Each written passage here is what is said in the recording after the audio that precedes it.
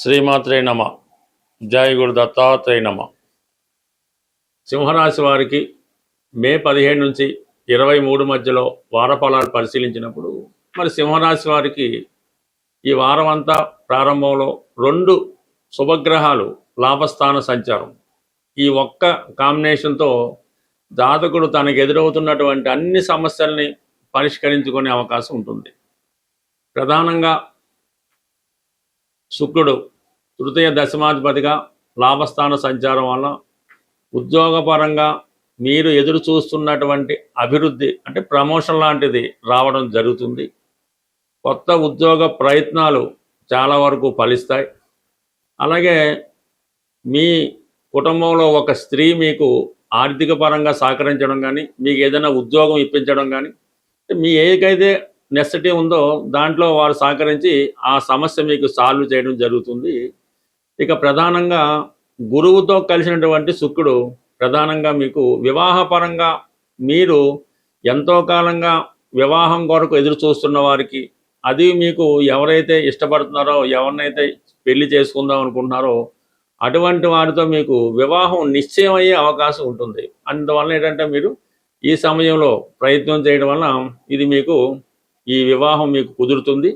ఈ మనసుకు సంతోషాన్ని కలిగించే ఏదో ఒక శుభం మీకు ఈ వారంలో జరిగే అవకాశం ఉంది. ఎందుకంటే మరి కొద్ది రోజుల్లో లాభస్థానంలో ఉన్నటువంటి గురువు వ్యయ స్థానంలోకి రావడం జరుగుతుంది. అంటే ఇంచుమించు ఈ నెలాఖరు వరకు, మే నెల వరకు ఉంటారు కాబట్టి, అదే సమయంలో శుక్రుడు కూడా జూన్ 8 వరకు ఉంటారు అన్నమాట. అందుకని ఈ నెలాఖరు లోపల మీరు వివాహ సంబంధించిన ప్రయత్నాలు కానీ, గృహ సంబంధించిన ఇంటికి చతుర్థాధిపతి గురువు కాబట్టి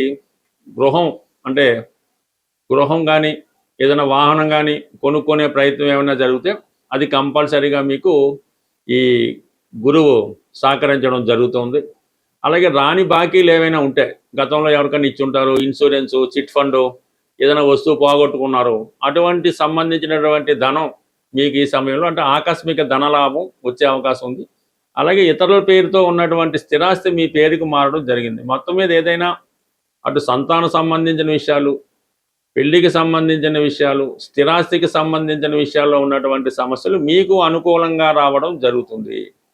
ఇక ప్రధానంగా రవి, రాష్ట్రాధిపతి రవి దశమ స్థానంలో దిగ్బలుడై ధనాధిపతితో కలిసి ఏర్పడినటువంటి బుధాదిత్య యోగం, ఇది విద్యార్థులకి ఉన్నత విద్యా అవకాశాలు, స్కాలర్షిప్లు వచ్చే అవకాశం ఉంది. నిరుద్యోగులకి ఉపాధి అవకాశాలు లభిస్తాయి. పైపెచ్చు జాతకుడికి ఏ ఉద్యోగంలో ఉన్నా అందులో హోదా చాలా స్ట్రిక్ట్గా వ్యవహరిస్తూ ఉంటారు. అంటే దశమంలో రవి దిగ్బలుడై ఉంటారు. ఆ కారణం వల్ల మీరు ఉద్యోగపరంగా చాలా నిజాయితీగా స్ట్రిక్ట్గా ఉండడం వల్ల తగిన ప్రాధాన్యత ఏర్పడుతుంది.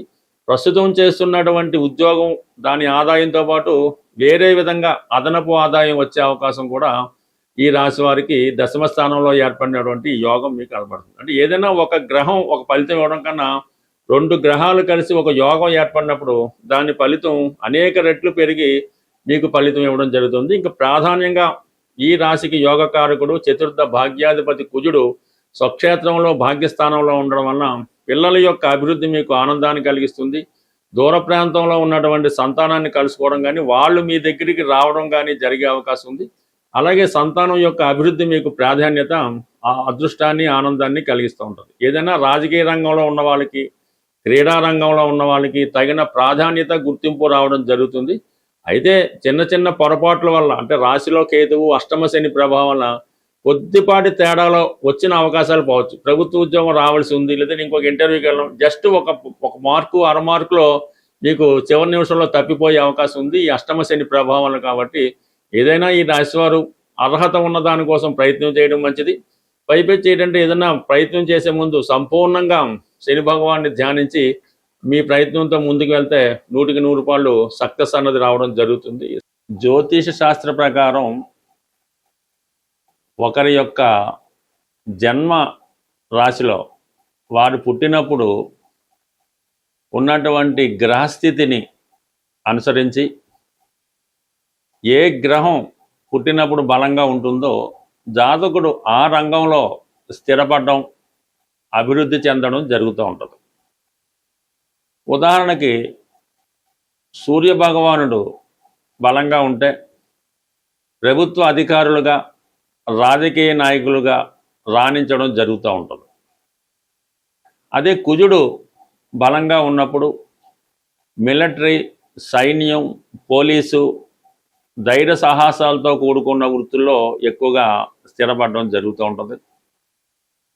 అలాగే గురువు బలంగా ఉన్నప్పుడు విద్యా సంబంధించినవి, బ్యాంకింగ్ రంగాలు, ఫైనాన్సు, అలాగే పౌరోహిత్యం, ఆధ్యాత్మిక వృత్తులు, సాంప్రదాయ వృత్తుల్లో బాగా రాణించడం జరుగుతూ ఉంటుంది. అయితే మనకి ఏ గ్రహం బలహీనంగా ఉంటుందో ఆ కారకత్వాల్లో బలహీనం అవడం జరుగుతూ ఉంటుంది.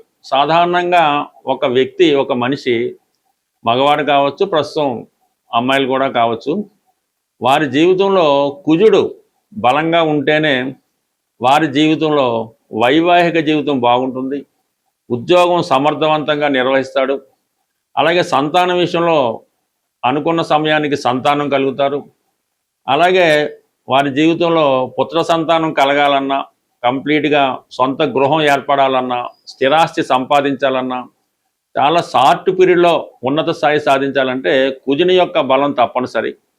అందుకని కుజుడిని స్ట్రెంత్ చేసుకోవాల్సి ఉంటుంది.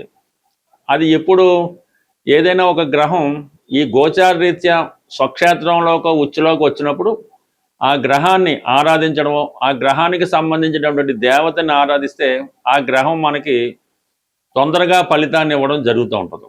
ఇప్పుడు ఈ కుజుడు ఈ జూన్ నెల 20వ తారీఖు వరకు స్వక్షేత్రంలో ఉచ్చలో, అంటే మూల త్రికోణంలో ఉంటాడు. అంటే ఉచ్చలో ఉండడు, మూల త్రికోణంలో ఉండడం వల్ల కుజుడు బలవంతుడై ఉంటాడు.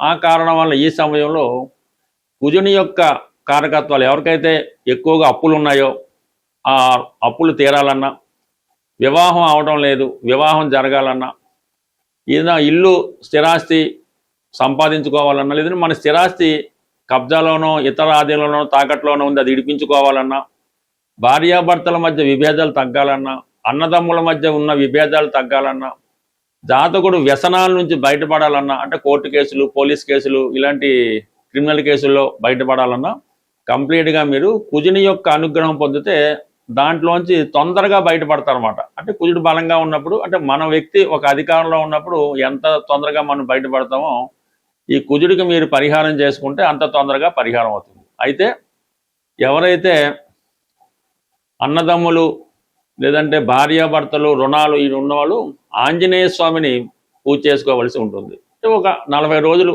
టైం తీసుకోండి. ప్రతిరోజు హనుమాన్ టెంపుల్కి వెళ్ళండి, హనుమాన్కి 5 ప్రదక్షిణలు చేయడం, సింధూరం తిలకంగా ధరించడం, హనుమాన్ చాలీసా పారాయణ చేయడం, అలాగే రామనామ స్మరణ చేయడం వల్ల తొందరగా మీరు ఫలితాన్ని పొందగలుగుతుంటారు. అయితే సంతానం కలగడం లేదు, పెళ్ళి ఆలస్యం అవుతుంది, కొన్ని వాటికి సుబ్రహ్మణ్య స్వామి ఆరాధన.